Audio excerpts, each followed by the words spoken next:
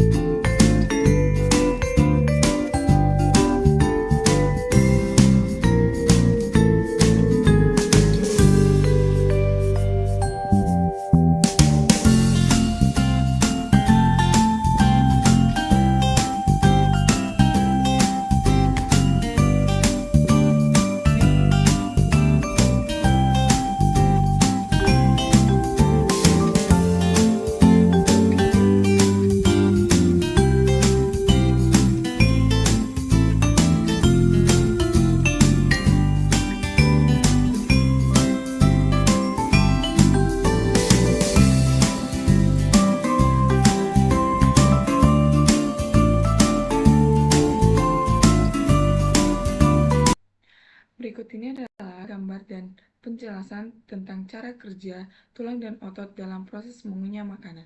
Yang pertama ada tulang mandibula, di mana tulang ini berfungsi bergerak naik turun, maju mundur, dan menggiling makanan. Kemudian ada tulang temporal, di mana bagian dari tengkorak yang menjadi tempat artikulasi rahang bawah atau mandibula, yang memiliki peran membentuk sendi tempomandibular bersama dengan kondilus mandibula. Tulang ini memiliki fossa mandibularis sebagai lekukan tempat kepala mandibula bergerak. Selanjutnya ada tulang maksila atau rahang atas, yang berfungsi sebagai tulang tetap tempat gigi atas menempel, di mana dia tidak bergerak saat mengunyah namun berperan penting sebagai pasangan penghancur makanan bersama gigi bawah atau mandibula. Tulang ini memberikan stabilitas dan permukaan kontak untuk pemotongan dan penggilingan makanan. Yang terakhir ada tulang sphenoid, Di mana tulang ini meskipun bukan bagian yang bergerak, tulang ini menjadi basis perlekatan otot yang memungkinkan gerakan kompleks rahang dan terletak di bagian dasar dalam tengkorak. Selanjutnya yaitu otot-otot yang berperan dalam mengunyah makanan. Untuk yang pertama ada otot masseter, di mana yang berlokasi di sisi wajah, membentang dari tulang zigomatik ke mandibula, dan berfungsi mengangkat atau menutup rahang bawah, di mana otot ini paling kuat dalam tubuh berdasarkan ukuran dan kekuatan fungsional. Yang kemudian ada otot temporalis, di mana berlokasi di sisi kepala, melekat dari tulang temporal ke processus coronoid mandibula, dan berfungsi mengangkat rahang bawah dan membantu gerakan retrusi atau menarik rahang ke belakang, di mana berperan penting juga dalam stabilisasi gerakan vertikal saat menggigit. Yang ketiga ada otot pterygoid medial yang berlokasi di bagian dalam rahang bawah, berasal dari tulang sphenoid ke bagian dalam mandibula, dan berfungsi mengangkat rahang bawah dan membantu gerakan ke samping saat menggiling makanan, serta bekerja bersama otot masseter untuk menghasilkan kekuatan gigitan. Yang keempat ada otot pterygoid lateral, di mana berlokasi di bagian dalam wajah, berasal dari tulang sphenoid ke sendi TMJ dan leher mandibula, yang berfungsi membantu membuka rahang dan menurunkan mandibula, serta mendorong rahang ke depan dan memungkinkan gerakan mengunyah ke samping. Otot ini juga sangat penting dalam gerakan menggiling makanan atau dengan gerakan melingkar rahang. Kelima ada otot digastricus yang berlokasi di bawah mandibula, terdiri dari dua bagian, ada anterior dan posterior, yang berfungsi membantu menurunkan rahang bawah dan termasuk juga dalam kelompok otot suprayoid.